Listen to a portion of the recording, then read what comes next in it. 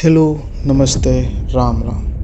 Welcome to my channel Gautam edition की कहानी। मेरे इस कहानी की दुनिया में पहली कहानी एक सच्ची कहानी है, जो कि एक खोटा भाषी कहानी है, जिसे झारखंड के एक लेखक भुवनेश्वर साहू द्वारा खोटा भाषा में लिखा गया था। तो चलिए इस कहानी के शुभ आरंभ करते हैं। यह कहानी है विनोद और मांझो की, जो एक प्यारी और छोटी सी लव स्टोरी है, जो झारखंड के एक स्थान रजरप्पा के आसपास घटी थी। इस कहानी की शुरुआत होती है एक काली अंधेरी रात से, जहां चारों तरफ सन्नाटा छाया हुआ है। लोग अपने अपने घरों में गहरी नींद में सो रहे हैं, और इन सब के बीच एक ऐसा भी है जिसमें नींद नहीं है और उससे लगातार आंसू की धारा बह रही है। वह आँख है मांझो की।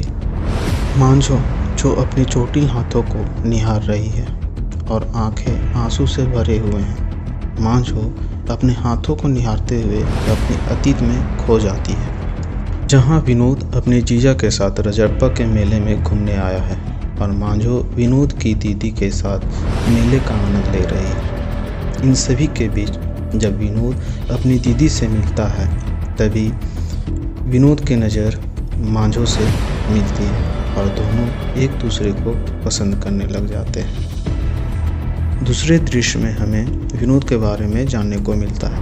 विनोद जो एक युवा लड़का है, जिसकी शादी की उम्र हो चुकी है। विनोद के पिता का नाम गणपतिया है, जो एक लालची आदमी है। गणपतिया अपने बेटी की शादी की बात गिरिडीह में चढ़ाता है, जहाँ अधिक दहेज के लोभ में वह विनोद की शादी विनोद से अधिक उम्र की लड़की से करवाना चाहता है। जब इस बात का पता विनोद को चलता है, तब विनोद शादी करने से इनकार कर देता है। इसी के एक साल के अंतराल के बाद विनोद के लिए मांझो का रिश्ता आता है। जब विनोद को इस रिश्ते के बारे में बताया जाता है, तब विनोद इस रिश्ते के लिए हामी भर देता है। परंतु विनोद के पिता जो इस रिश्ते के लिए तैयार नहीं थे।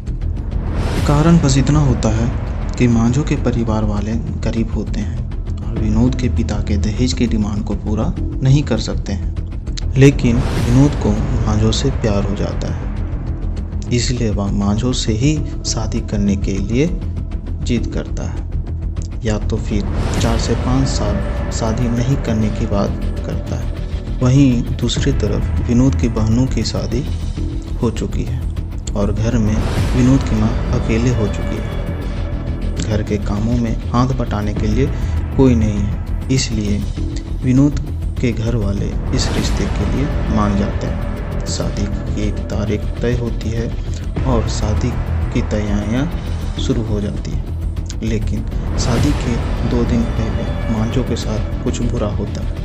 मांझो शादी के 2 दिन पहले जब एक रस्म के अनुसार ढेकी से चावल हटा रही थी, उसी क्रम में मांझो की 5 उंगलियां ढेकी में आ जाती है और कट जाती है। अगले दिन इस बात का पता जब विनोद के घर वालों को पता लगता है, तो वह इस रिश्ते से मना कर देते हैं और यह रिश्ता टूट जाता है। इस घटना के बाद विनोद परेशान रहने लगता है। साथ ही विनोद के पिता इस पर घी डालने का काम करते हैं, क्योंकि यह रिश्ता विनोद के पिता के पसंद के खिलाफ हो रहा था। इसलिए उसे पिता के गुस्से और कड़वी बातों का सामना करना पड़ता है।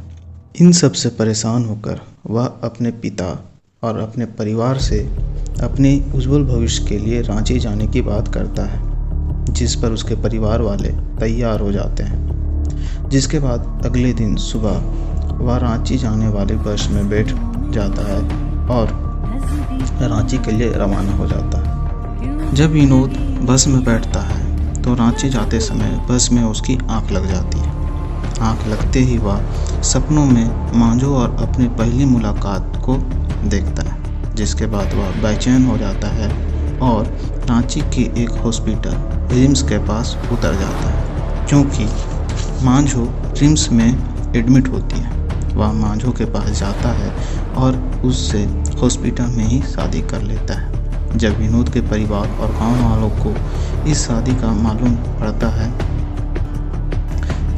तब यह उसके गांव के आसपास चर्चा का विषय बन जाता है और लोग विनोद की इस बहादुरी के लिए प्रशंसा करने लगते हैं। इसके साथ ही यह कहानी यहीं पे समाप्त होती है। इसी तरह की और कहानियों के लिए मेरे इस चैनल को सब्सक्राइब, लाइक और शेयर कीजिए। धन्यवाद।